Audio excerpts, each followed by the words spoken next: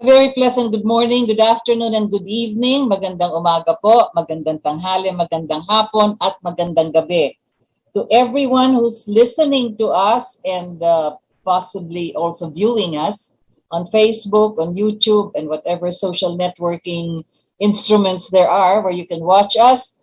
A pleasant day. This is your hour, and I'm Rita Gadi. As you can see from the title of our program, we are actually going to talk about something that happened 36 years ago, relating it to other elections elsewhere in the world, possibly, or different kinds of political exercises. And again, we're trying to make it evolve into something that is happening today, and perhaps in the future, this could be also part of that historic drama that we have experienced. Anyway, hopefully not anymore anyway. So, snapped elections. We will be talking about a time or a period or perhaps a brief episode in our contemporary history that we have not spoken about at all in the past 36 years. There is a silence, or there is a gap that has happened. Perhaps because we've never had the opportunity to talk about this, or perhaps those who are aware of this or already were participants as far as 36 years ago was concerned, this snap elections that we had here in our country, would much rather forget this or deal with it in a different manner altogether. So, 36 years ago, what a coincidence. Really it is, because we had what is called the snap elections on February 7, 1986. We are now February 8, just a day after it was 36 years ago. What do we mean by these snap elections? Well, over the past months prior to that snap elections, there were several diplomats, former ambassadors, officials from Washington, even military men, the director of the Central Intelligence Agency, and several of this, personnel involved in the State Department under George Shultz, who came to the Philippines several times to convince President Marcos to either step down or to relinquish his government, and many other things, just by implying that America is no longer pleased with the way things are happening here in our country, only because of the fact that they feel President Marcos might die anytime, and they're worried about their bases. And of course, also, should anything happen to him, they also would not want to consider a scenario where, as the president himself has mentioned this several times and wrote about this, there will be some kind of a council that will be taking over should he suddenly depart.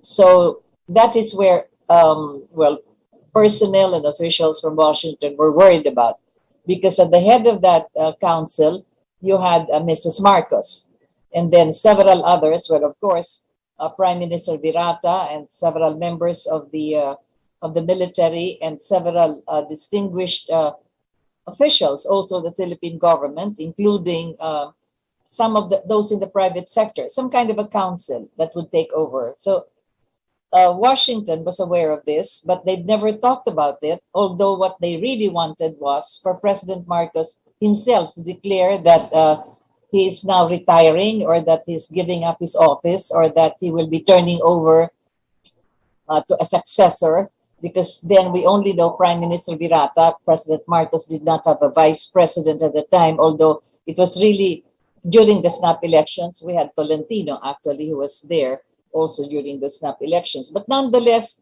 he was not there during the snap elections. It was just the election for the presidency. Vice President Tolentino was there in the earlier elections with President Marcos when he ran in another national election. So what is this that we're leading on to?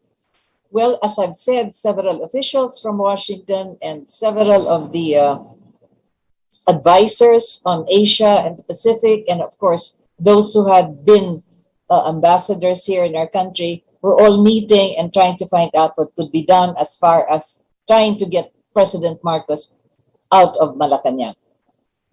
And so finally, after several of those who came here, Philip Habib, for instance, former ambassador, and then you had Paul Laxalt, senator of the United States, who also came here. And so with that scenario, there was already the kind of platform that they were staging, so that they had this they had Marcos saying that I might as well call for a snap elections if you think that the people no longer want me to be in power, something to that effect anyway. So that was when, during a televised program where he was being interviewed by Mr. Brinkley, then he mentioned that, okay, I will call for the snap elections. And the date was still, was still being discussed internally, but he was thinking of January 7 until finally, because of the short time that this was going to be undertaken, then the elections would be February 7, 1986. That was why it was called a snap elections, because truth to tell, there would have been a regular national election after President Marcos completes his term, 1987, as a matter of fact, and then he could very easily have just run again or retired already after 1987, which would have been the end of his term. But since there was this pressure for him to abdicate or to get out of office, so that is the reason why he said, sige, magpatawag tayo ng eleksyon at tingnan natin kung anong sasabihin ng taong bayan. So that was the snap elections of February 7, 1986. So this became the, how would we call this? This became the drama, or the stage wherein you had the State Department of the United States of America already moving to plan the removal of President Marcos. In fact, in so many instances, it was really the accusation that we always mention when Secretary of State George Shultz at the time, that it was just a matter of when they would take President Marcos out of office, because they already know how to remove him. So what was this scenario?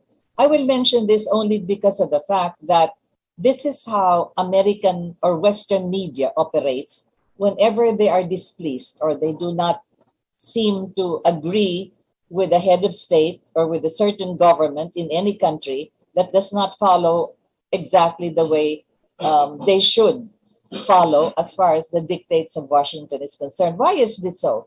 We've seen this repeated so many times already with several scenarios with many countries, perhaps in a different different manner, but that is the way the tentacles, as they say, of that invisible government in Washington operates. Let's take for instance what happened in Vietnam. You had there, the assassination of Ngo Dinh Diem, and then of course what happened was the rise of the communist Viet Cong, and then the entrance of the surrogate war, as we would call it, the fight between the United States of America and the Soviet Union. The Soviet Union at the time was still called the Soviet Union, and that took a long time, almost a decade or so.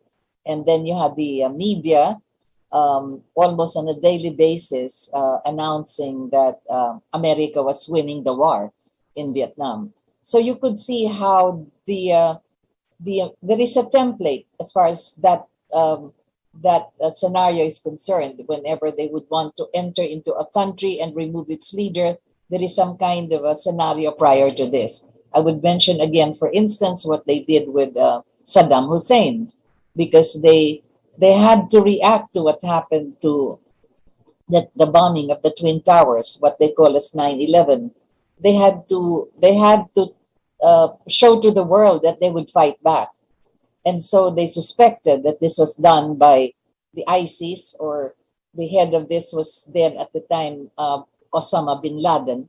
And they suspected, Osama bin Laden, by the way, is from Saudi Arabia, but they felt that he was connected with the other Islamic countries that America was not very friendly with.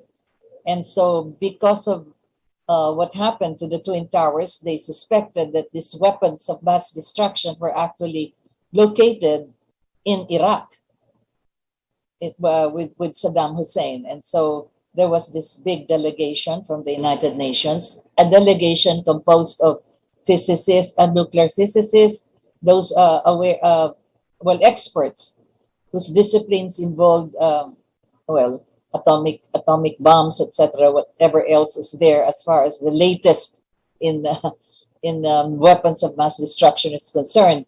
And so these experts from the United Nations went to Iraq. I don't know how many times they went back and forth, because it was America that was insisting, meron yan tinatago si Saddam Hussein ng weapons of mass destruction. Of course, other than that, they also wanted to remove Saddam Hussein already, because at one time, not at one time, but they were aware of the fact that Saddam Hussein was also very close or friendly with the Soviet Union, and that is usually the case. The Cold War has brought this about, the division of the world diametrically between countries that are aligned with America or democracy and the countries that are aligned with the Soviet Union.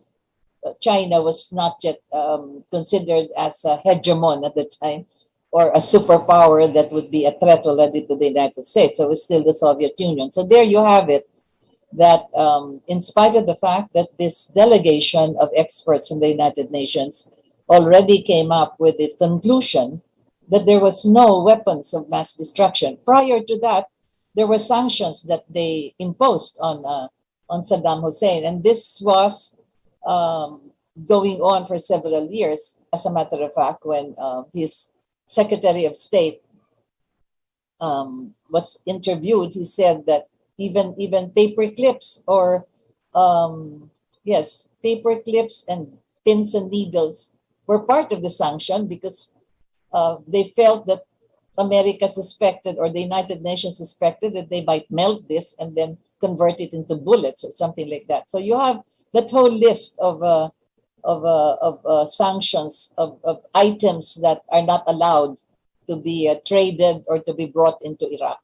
What I'm trying to say is that is how the tentacles of Washington operate when they want to either remove a head of state, or they would want to enter into a certain country and remove and change the government. So this is what has happened here in our country. I am trying to relate this historically precisely because we may have forgotten. Baka akala natin it's just an ordinary snap elections, the way national elections are being held, and the way we are going to have also our national elections come May, just a couple of months from now. So that was it. Snap elections was held here in our country, February 7, 1986, which was yesterday, 36 years ago. So what was the operation that was undertaken so that there would be the perception, not only here in our country, but the perception around the world that President Marcos had to be taken out of office, in spite of the fact that it was he who called for a snap elections to prove that the people still would have voted him into office. So even prior to the snap elections itself, there was already the the propaganda and a number of press releases and a number of statements that were coming out from officials in Washington, congressmen, senators, and all of this, that Ferdinand Marcos is going to cheat. So yun na yung kanilang hinahanda. That was the kind of scenario that they wanted the world to believe. The perception that President Marcos during the snap elections would be cheating. So preparation na yan para kung manalo siya, and of course he won, then the conclusion would have been, sinabi na nga ba na sinabi na namin. See, so you could see how the I don't know how you would call this dramatis personae if you would term it that way. But that was the kind of preparation that they did, America or Washington, or just the State Department, which is actually the one that is considered as handling foreign policy and the way they are moving about in the world with other countries. So, yun na nga. Bago pa nagkaroon ng eleksyon, nung in-announce na yan, sinasabi na ng mga Western media, yung kanilang mga opisyal, mandadaya si Marcos. Kaya nung nangyari na nga yan, sinabi, nung nanalo na si Marcos, and he was already proclaimed by Parliament as the winner, then America went on, the media and several of the pronouncements of their officials kept on repeating now, kasi nandaya.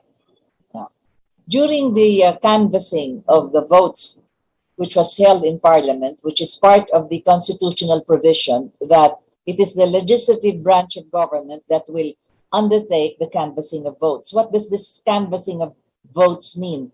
This means that all the returns coming from the regions, this is from the provinces first and then from the regions that are brought to Manila, is actually already summarized in what is known as the canvass of votes, and that is under the Commission on Elections. That in turn is presented to Parliament, and they will go over this canvass of votes, and from there they will have the summary of the tabulation of the number of votes that were registered, and then when you come up with already the winner, they will proclaim then who won in that election. So the national canvassing of votes is regularly held in Parliament or in the legislative branch of government. It's the same thing also after 1986. That is also what has been happening over the past several administrations. Now, during the canvassing of votes there in Parliament, or the Batasang Pambansa as it is called, National Parliament, the opposition wanted to walk out.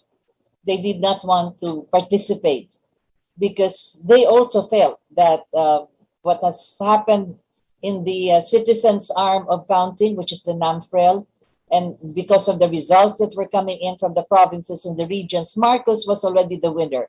It just needed the National Assembly to declare him or to proclaim him as having won the elections. So the opposition members of Parliament were aware of this, and so they wanted to walk out. But then they were prevailed upon to stay because according to Hobabono Adaza, one of the members of Parliament, who occasionally joins me in this program, he was able to persuade the members of the opposition, so mag-participate kayo kasi mahalaga na malaman ng tao na andyan tayo, binabantayan yung canvassing of votes na yan.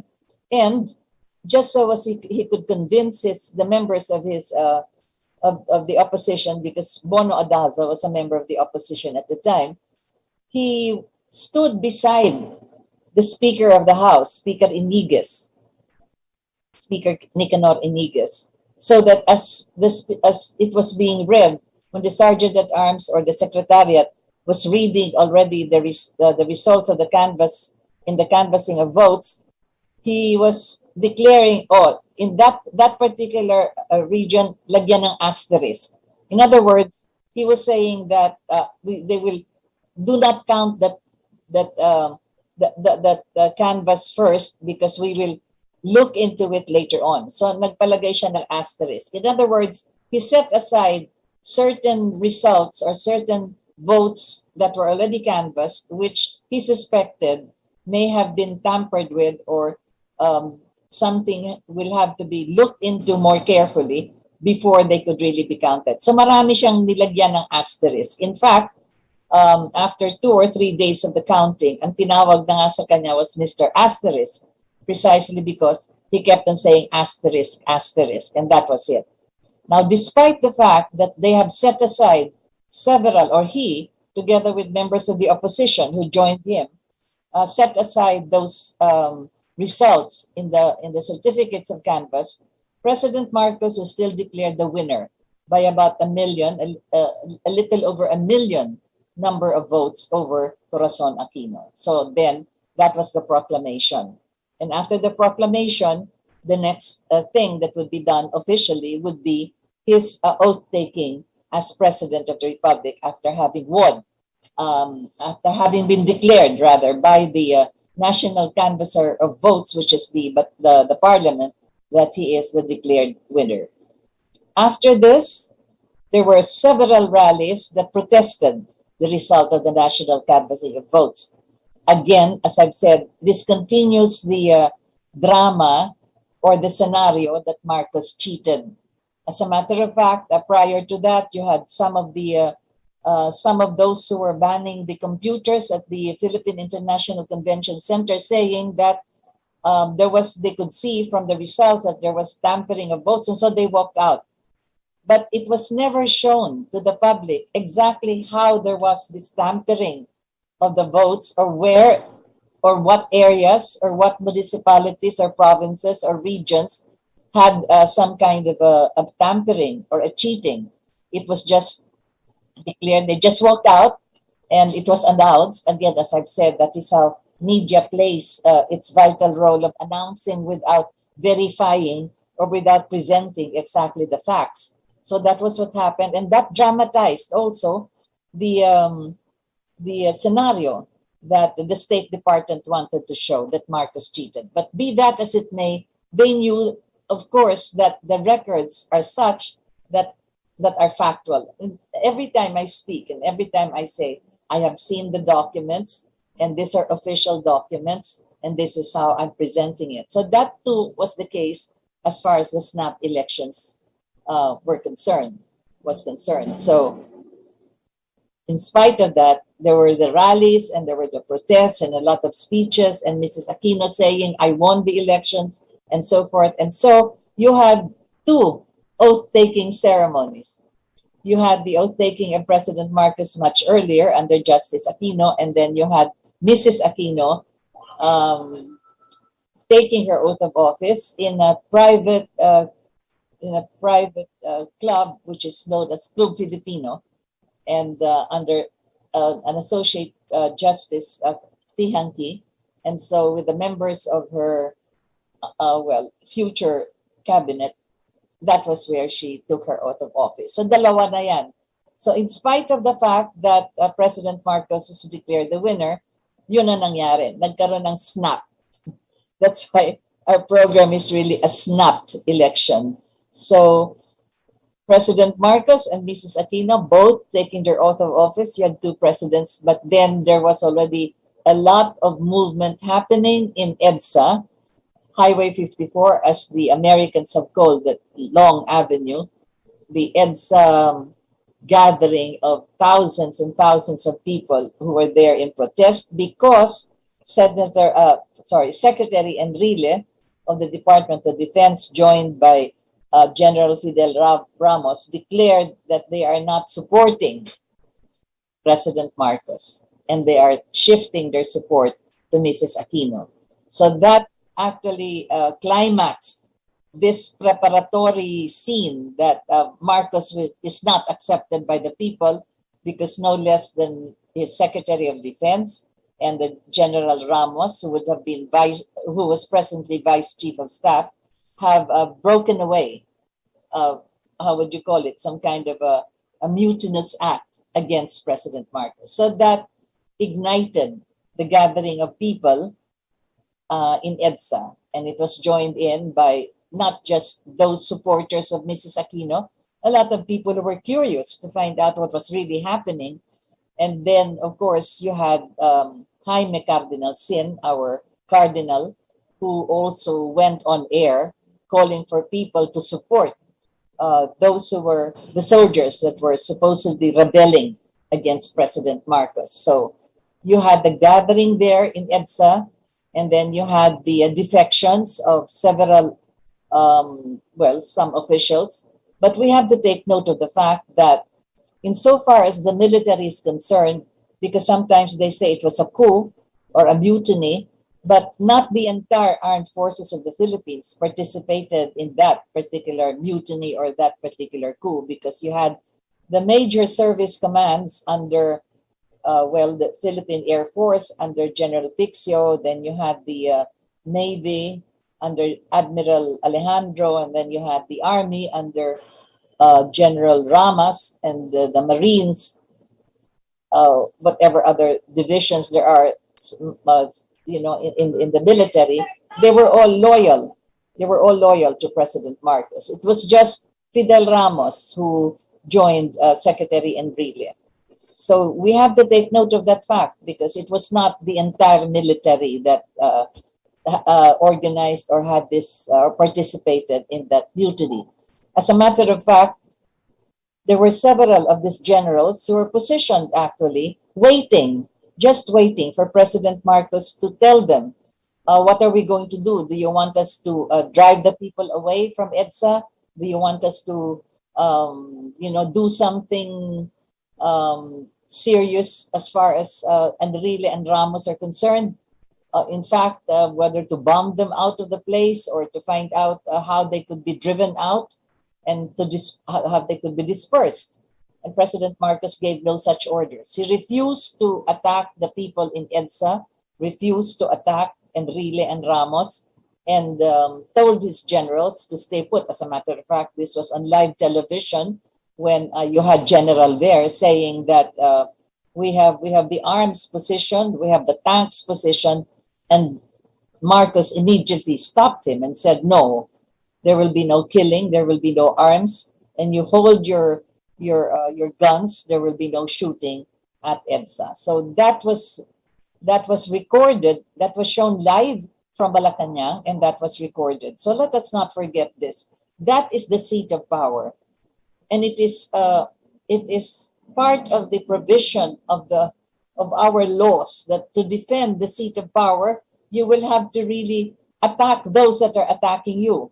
But Marcos did not order any attack. So as we've said many times, if there ever was a hero in EDSA, it was President Marcos, who refused to have bloodshed, in spite of the fact that the threat against his office, his life, his family was so severe and so serious, to the point that, and this we have to mention again, because of the snap elections, because as he was elected into office, you had this big rally in EDSA, and then you had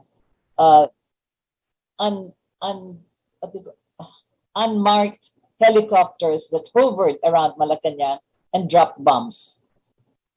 And that was some kind of it's not a silent threat, but that was a clear indication that there could be something more serious than just those bombs being dropped. Dalawa yon na binagsak somewhere within the vicinity of Malacanang. I was there.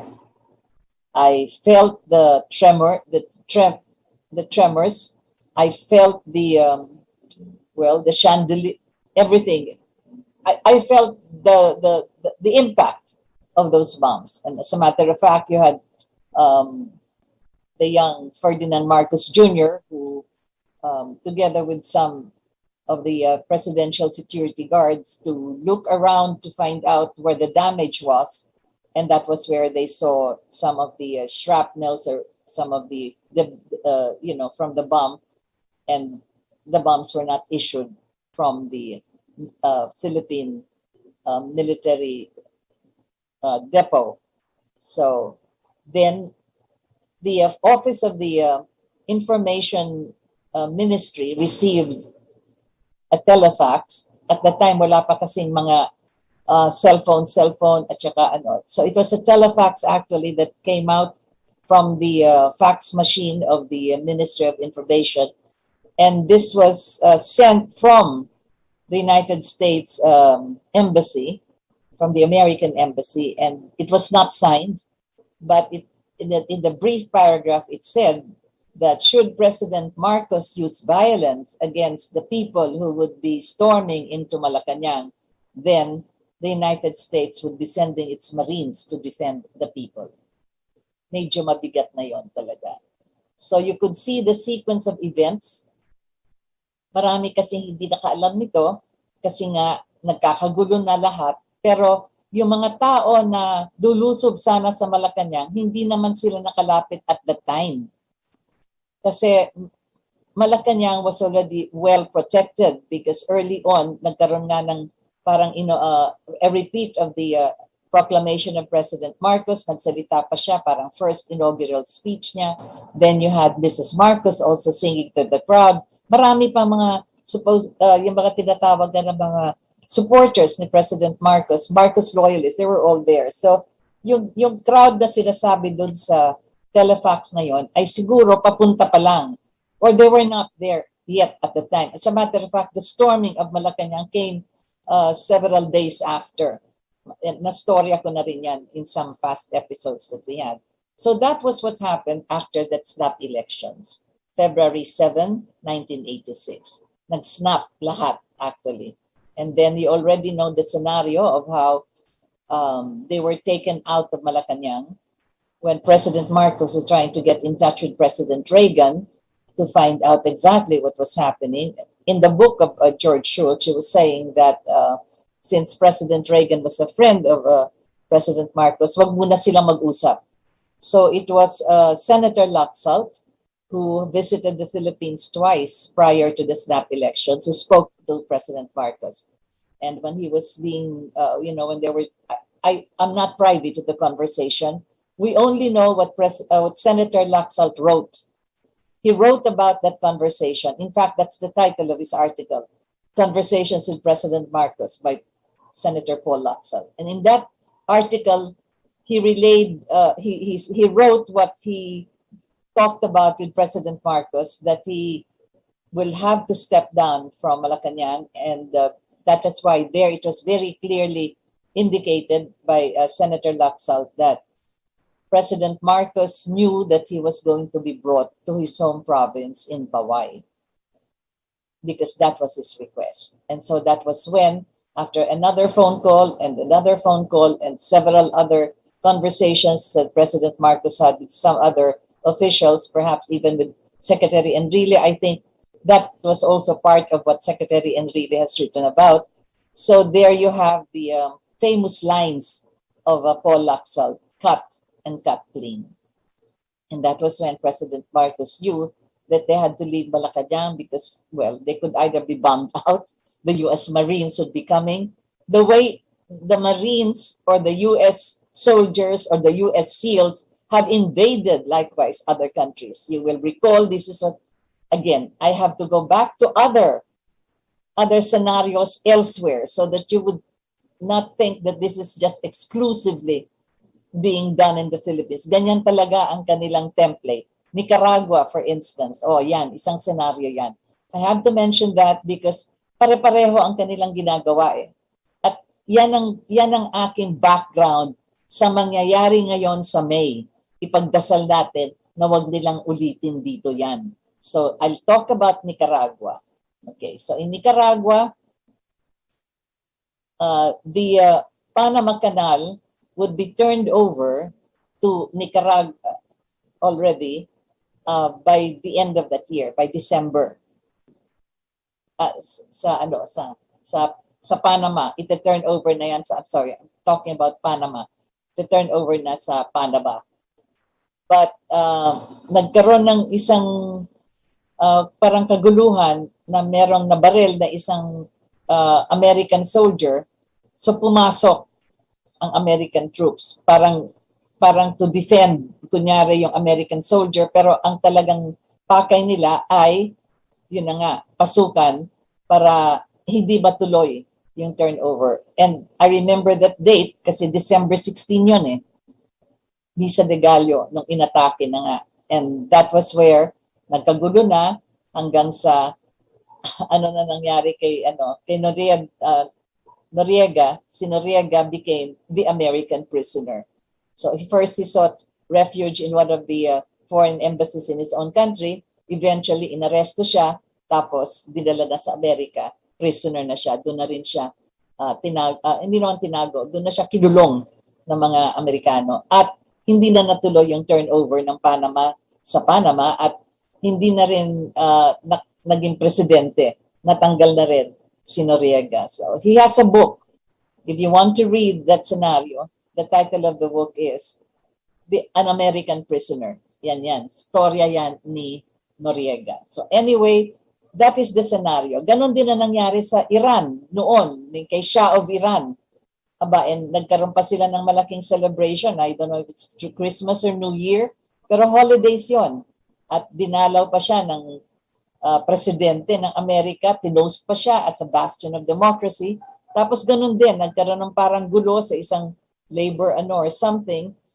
I don't know the exact details, pero na meron din natamaan na American soldier na pumasok na yung mga American troops. Yung pala, nakahanda na yung papalit sa Shah of Iran.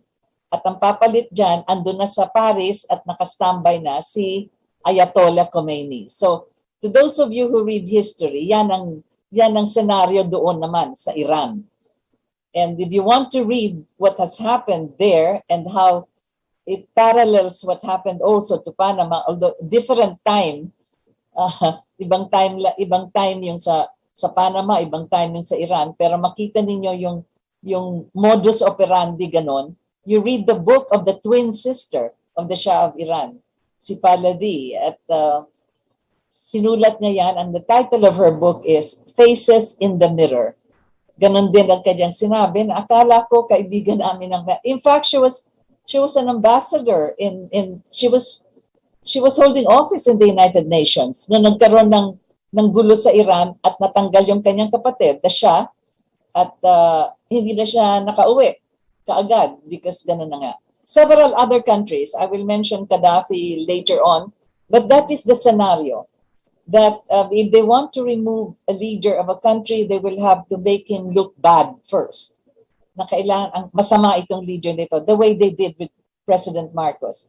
Si President Marcos is a dictator. He was He was eventually na lang sinabi nila he was a dictator, tapos magnanakaw siya. Nilagay pa nga sa Guinness Book of World Records the worst thief in history. Yan ang kanilang scenario. The same thing they did with Khomeini, with the Shah of Iran, that he was so elitist and very profligate and all of that. Tapos ganon din ang ginawa nila kay Saddam Hussein. And then that's also what they did with Gaddafi. My goodness, kasi gusto na nilang pasukan ang Libya at the time. These were all also friends of the country, the kalaban ng Amerika, which is the Soviet Union or the Russian Federation as it is called today. Ganyan na rin ang kanilang senaryo ngayon kasi galit naman sila sa People's Republic of China. So dyan talagang delikado at nakakatakot yung galaw na yan sapagkat pag ayaw nila yung galaw mo at hindi pabor sa Amerika, yan ang kanilang modus operandi, so to speak. So anyway, what are we talking about when snap elections? We began with that. So that is exactly why we were saying that if we go back in history, we could see how the tentacles of Washington, especially the State Department, moves insofar as not manipulating, not maneuvering. I have to look for a stronger word than that.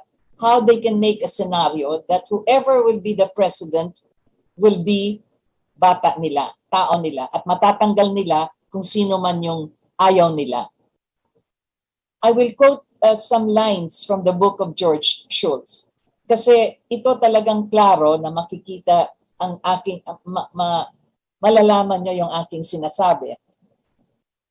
Nung sinabi ni George Shultz kay President Reagan at the time, and this is a quote, I wrote it down, the Filipinos are waiting to hear you say that you support her government. Ibig sabihin that you support, ikaw Reagan, that you support the government of Mrs. Aquino. So yan ang sinabi ni George Shultz kay Reagan, President Reagan. The Filipinos are waiting to hear you say you support her government. That's a direct quote from the book of George Shultz. Ang sagot ni President Reagan, and again, as I've said, I wrote this down, I'll support a legitimate government when she gets elected. That's the answer of President Reagan. Okay, George Shultz. And then, ang sinagot ni George Shultz, again, I'm quoting directly from his book, she thinks she did get elected. Yun ang sinagot ni Secretary Shultz. She thinks she did get elected. So at least makikita mo, there is at least an iota of truth dito sa sinagot ni George Shultz. Hindi niya sinabi na, yeah, she was elected. Kasi alam niya na talagang nanalo si President Marcos. Hindi rin niya masabi na President Marcos lost the elections. Kasi nung sinagot ni President Reagan, I will support a legitimate government when she gets elected. A legitimate government. See? Kasi ibig sabihin yan, talagang sa canvassing of votes nanalo, na-proclaim ng according to its constitution. Kaya simple lang yung sinagot ni George Shultz. She thinks she did get elected. So si Mrs. Aquino ang nagsabi o nag-isip na na-elect nga siya. So that is very clear. So that concludes in a way exactly what I was trying to say in that snap elections. Na alam ng State Department kung ano yung ginalaw nila at kung ano yung ginawa nila para maalis si President Marcos. Pero kahit na nga natanggal na nila si President Marcos, hindi pa rin nila talagang categorically ma-admit na natalo siya ng eleksyon o nagdaya siya dun sa eleksyon. Although that was what their propaganda, their media, their officials kept on saying. Ang kanyang ginamit dyan is Mrs. Aquino herself, who thinks rather, that she did get elected. Nasa libro din po yan ni Secretary George Shultz. And the reason we're going back and forth to this is precisely what I am trying to relate. Talagang pumapasok ang kilos ng Amerika sa mga bansa at sa mga leader na hindi sang-ayon sa kanilang kagustuhan. Lalong-lalo na dito ngayon sa atin, sa Pilipinas. Sapagkat yung ating kapitbahay, which is the People's Republic of China, ay lumaki na. Dati nang malaki in population-wise. Can you imagine? 1/4 of the population of the world are Chinese and they're in mainland China. Ngunit lumaki na rin ang China dahilan nga sa nangyari sa kanilang Cultural Revolution. At pagkatapos noon, nung sila ay pumasok na sa linya ng kanilang tinatawag na socialism in a way, kasi ngayon, pwede nang mag-ari, pwede nang hindi na kagaya nung sa strictly communist, there is no proper private property. Everything is owned by the state. All your labor, all your salary is given to the state.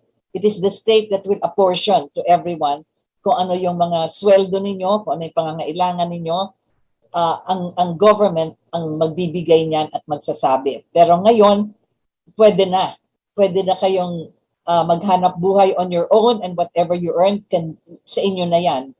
At marami ng freedoms din na pag-iisipin natin is already democratic in a way. As a matter of fact, maganda nga yung kombinasyon na kanilang ginawa.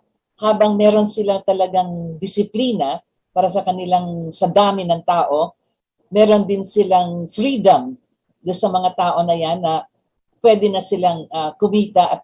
And you know this, there are a lot of millionaires already in the Chinese mainland, and it has already grown progressively with all of the businesses and industries and investments that they have entered into among themselves. In fact, even the farmers nga, yung sinasabi, nauna na nga sila sa atin lahat. Ngayon tayo, yung tinatawag na digital payments, etc. na wala na halos silang gamit ng pera in exchange. So sa sa kanilang mobile phone, kung bibili ka ng gulay, ilang crates ng gulay, ilalagay na lang doon at saka yung amount, papasok na lang sa bangko mo yung magbabayad doon sa product mo. So that's even in the rural areas with farmers, that is already how they conduct their trade. And they're getting rich and they're getting progressive. And right now, they're actually already becoming a threat to the United States of America, economically, militarily, and of course, here now is the situation we are in. Sapagkat dito naman sa atin sa Pilipinas, ang talagang binabantayan ng Amerika noon ay yung dalawang bases niya. Kaya nga, si Mrs. Aquino ang kanilang siniguro na siya ang magpoproteksyon ng kanilang military bases. Sapagkat si President Marcos na rin ang nagsabi at talagang nakasulat ito sa amendment sa ating Military Defense Treaty na itong American bases dito, yung sa Clark at saka sa Subic, ay hindi na 99 years yung original na nakalagay doon. 25 years na lang. At nung panahon ni President Marcos, nung ito ay kanyang pinalitan ng timeline, yung 25 years na yan ay matatapos ng 1992. So ang iniisip ng mga Amerikano, ayan, poproteksyonan sila ni President Aquino at pwedeng i-extend. Kasi magtatapos na yung treaty sa 1990, yung basis pala ng 1992, well, because they installed Mrs. Aquino, pwede naman pagbigyan na i-extend. But this does not happen. Sapagkat hindi na nahawak ni Mrs. Aquino ang kanyang Senate. Although andyan na yung kanyang mga kasamahan sa conveners group, sila Robito Salonga, etc., hindi na rin sila pumayag. They did not extend it anymore. So sometimes they claim that we ended the time the time frame of the American bases. Hindi yan ended, hindi lang sila ang nag-end yan. Si President Marcos ang nagsabi niyan hanggang 1992 lang. Naabutan lang na sila ang nakaupo sa Senate and sila na rin hindi na nag-extend. As a matter of fact, during the trial ng mga Marcoses sa New York, namatay na si Marcos nung nagkaroon sila ng kaso sa New York, kaya si Mrs. Marcos na lang ang andon. Siya na lang ang tinatawag sole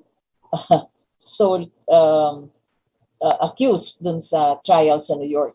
Merong isang witness ng Justice Department ng Amerika na nagsabi, kasi nung tinanong siya, o bakit ka nagte-testify dito? His name is Timothy Can. Can, K-H-A-N. As a matter of fact, he was the last witness, the last witness of the State Department, the Justice Department of America. So sabi nga, bakit ka andito? Kasi he was actually a witness against Khashoggi. He was only supposed to witness na yung diary ni Khashoggi ay authentic. At yung sa diary ni Khashoggi, nakalista doon na nakikipag-usap kay President Marcos, nakikipag-usap kay Mrs. Marcos, just so as there could be a link between Khashoggi and the Marcoses. So itong si Timothy Cannon, tinanong siya, bakit ka andito nagte-testify? Why are you a witness here? Ang sabi kasi niya, sinabihan daw siya ng Justice Department, sabi daw ni Mrs. Aquino, no guilty charge, no basis.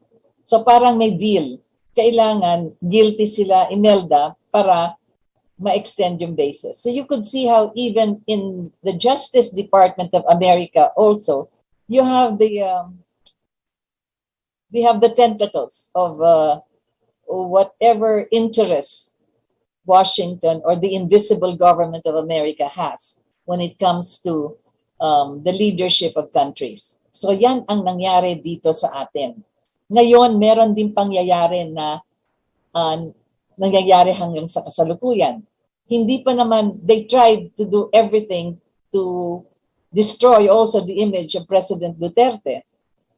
Pero ang nangyari dito ay sa simula, hindi ba? Parang talagang nakikita ninyo yung kamay nila. Pero marunong si President Duterte. Nagsalita nga siya na bakit ba tayo parang hawak sa leeg? Na paghihilahin yung tali sa ating leeg, punta ka dito, punta ka doon, o kaya eto may konting pagkain, may konting bigay sa'yo, sumusunod tayo. So he really would want to implement that independent foreign policy. And that's exactly what he has done. Ilang beses na siya naimbita ni Xi Jinping sa People's Republic of China. Andun din siya sa Moscow nung nagkaroon ng siege sa Marawi. Tingnan niyo yung mga nangyari sa Marawi. Mga foreigners pala, yung mga malalaking tao yung andon ng mga nakamask at ng mga nakasuot itim na gustong gawing caliphate din ang kaya Islamic City ang Marawi. Kanino kayang galaw yon? Ay pag-uusapan natin ang nangyari nga sa Jordan, sa Sudan. Ganoon na rin ang kanilang ginawa kay Bashar al-Assad na gusto nilang tanggalin. 6 na taon, Diyos ko po, na binobomba nila para matanggal lang si Bashar al-Assad. Pero hindi nga nangyari yon kasi pumasok na rin ang Ruso at tumulong na rin sa forces ng Syria. I'm talking about Syria. Anyway, so that is how the manipulation goes. Kaya ito na nga ang nangyayari dito sa atin sapagkat sa kasalukuyan, marami naman kasing mga kasamahan tayo dito na kapwa Pilipino na talagang bilib na bilib din sa mga Amerikano. At lahat ng sinasabi ng Amerikano na nakakatakot na mangyayari dito sa atin ay talagang sinusubaybayan nila. Kaya yan ang nangyari. Kinakaibigan nila ang China, dito, yung mga nakaraang mga leader, ngunit ang Amerika naman ang naghahadlang. Naalala ninyo, magkakaroon na sana tayo ng nationwide na connection nitong internet service na ilalagay na sana ng China, yung kanilang ZTE, NBN ZTE, isa sa pinakamalaking telecommunications IT firm ng China. O naudlot yan kasi meron nagprotesta na meron daw lagayan, kaya natigil. Pero ang talagang pakay dyan ay para hindi ang China ang hahawak ng ganyang klaseng communication system. So you see how it goes. Ngayon, eto na naman ang pumasok diyan sa mga islets na yan diyan sa South China Sea sapagkat gusto talaga ng Amerika na hindi makadaan ang mga barko ng China diyan sa South China Sea. Bakit? Sapagkat yan lang ang kanyang yan ang nasa harapan niya. That is the front door. If you would talk about the front door of China where her products pass. Kung ano man yung ibebenta niya sa mundo, diyan dadaan. Diyan din dadaan yung mga barko na nagdadala ng oil sa kanila. At kung ano man ang binibili nila sa ibang bansa, dito rin sa South China Sea dadaan. Yan ang gustong i-block ng Amerika na sabihin na marami dyan islands or islets na para sa Pilipinas yan. Kailangan hindi ladaan. Whatever it is, mahaba pang storya yan. But now we are confronted with that dilemma na kaibigan natin ang China, kaibigan din natin ang Soviet Union, pero ayaw ng Amerika na masyado tayong malapit sa kanila. Kagaya ng ginawa nila kay Saddam Hussein, kagaya ng ginawa nila kay Gaddafi, kagaya na rin ang ginawa nila kay Noriega, gano'n rin ang ginawa nila sa Iran. Ganon sila kumilos pagka medyo humihiwalay sa kanilang gusto. Kaya pag-ingatan natin, tingnan natin mabuti kung ano ang palakad, ano ang pag-iisip ng magiging presidente natin after May 2020, itong darating na May. Sapagkat dyan natin makikita kung paano ang galaw ng sino man ang mamumuno tungkol nga dito sa dalawang bansang ito. Right now, sila ay meron din confrontation dyan sa Ukraine. Isa yan sa mga former states ng Soviet Union. Sabi ko nga nung unang panahon, di ba? USSR yan, Union of Soviet Socialist Republics. So yung Ukraine is one of those republics. But in 1991, marami na yan ang humiwalay. In other words, the Soviet Union ended in 1991. I think it was December. I don't have the exact day, but December 1991, binaba na yung flag ng ng Union of Soviet Socialist Republic at tinaas na lang yung flag ng Russia.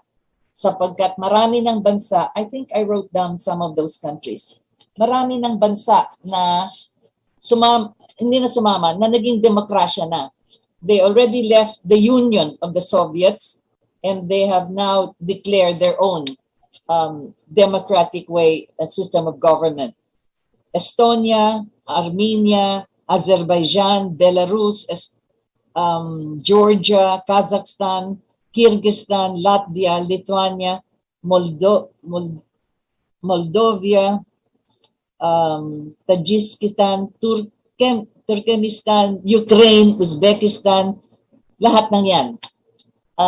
Meron pang ibang hindi ko nasulat dito. Kaya makikita nyo sila ay ngayon, they're now separate republics. Itong Ukraine naman ay sinasabi nga ngayon, ito na naman, ang propaganda ng gagaling sa Western. Nako, lulusubin ang Ukraine ng Russia.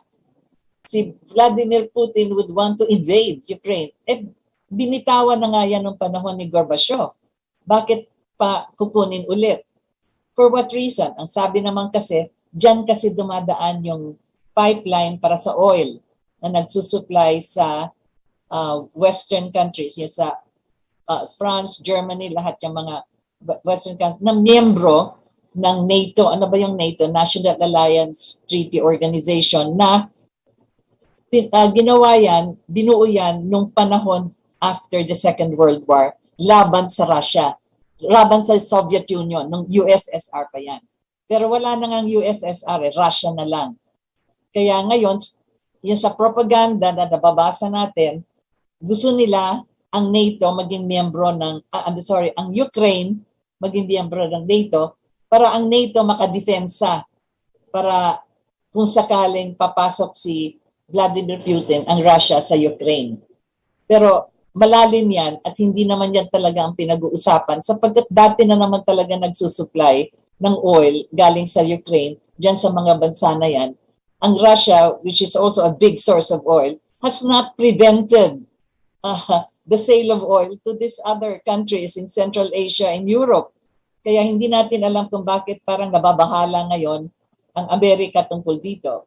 At ang manangyari pa ay, ang China ay ngayon, sumama na rin. Hindi naman sumama. How would we say it? China stands by Russia insofar as confronting whatever has to be confronted with Ukraine and the propaganda of the United States of America. Mabigat. So you have two world powers, both communist, now eye to eye, eyeball to eyeball with the United States of America. Parang dito rin nangyayari sa atin. Sapagkat dito sa atin sa South China Sea, sinama ng Amerika ang Japan, ang New Zealand, ang Australia, pati ang Britain para kumprontahin itong navigational highway na South China Sea. Ganon na rin ang nangyayari dyan sa Ukraine. Again, as I've said, talagang delikado kasi pag ayaw nila yung leader, ayaw nila yung government, papasok sila para guluhin, para sila ang magpapalakad. But they do not do a good job of it. Tingnan nyo ang Iraq ngayon, kawawa. Tingnan nyo ang Libya ngayon, kawawa. Ang mabuti na lang sa Syria kasi hindi nila natanggal si Bashar al-Assad. It is now slowly reconstructing and rehabilitating itself. Again, katulong din ng Russia, ng Russian Federation. Kaya bantayan natin ngayon ang mga tentacles na maaaring gumagalaw o gumagalaw na dito sa atin sa darating na halalan. Because they've done it in the past. Remember, they did it during the time of President Marcos with the snap elections at tingnan niyo ang consequences afterwards. Ilang administrasyon after that. 36 years. Have we gained anything from what has happened? That America chose its own president here for our country. Sila ang pumili at naglakad na si Mrs. Aquino ang maging presidente natin. Ano na nangyari after EDSA dito sa ating bansa?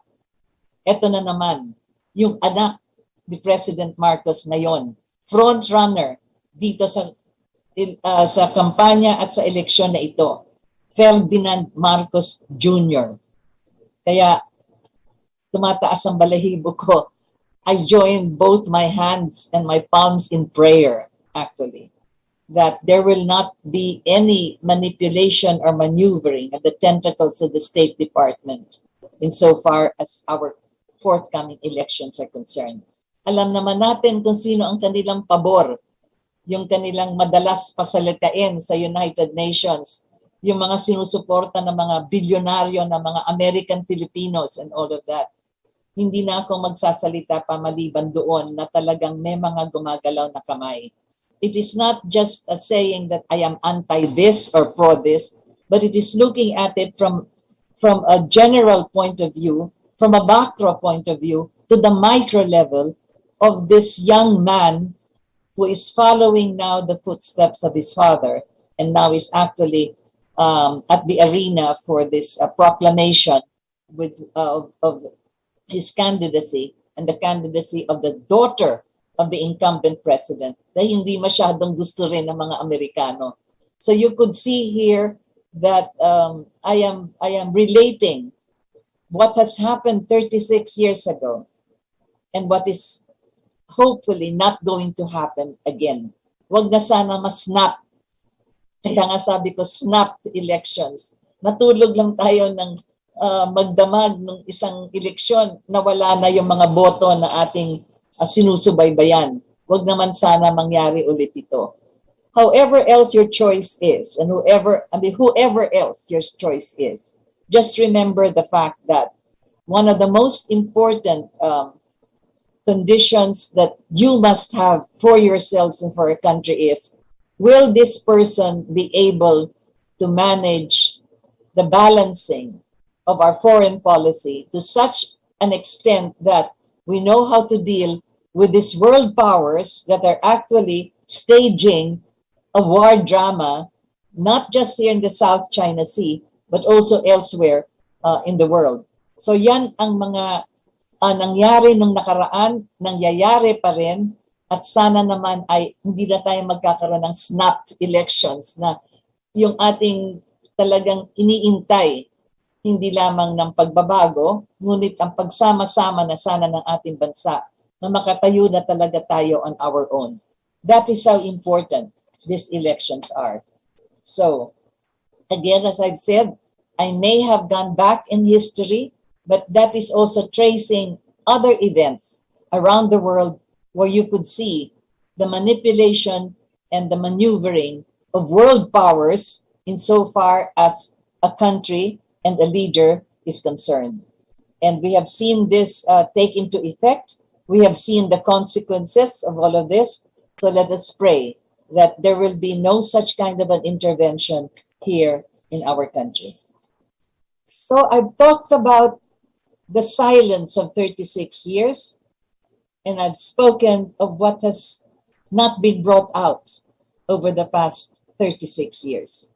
Perhaps I will not have to talk about this again, but perhaps now after hearing what I have said, we will remember that above everything else, it is love of country, love of God, and love for our people that really should be within our hearts and also within the tip of our fingers when we cast our votes this coming May. I would like to end again our program with a prayer that the Lord will walk with us through this season of this Omicron or this COVID-19 or whatever else you may call it, this virus, so that we may be able to accept His guidance and His healing, and that our hearts will also open to others who need our help. Because it is only through our understanding of the greatness of the Lord, of compassion, of mercy, and of understanding one another, and of love that we can share with each other, that we can be truly united as a people. For thine is the power, the glory, and of course, the greatness of the Lord. Thank you for having joined me. This is Rita Gadi, and this has been your hour.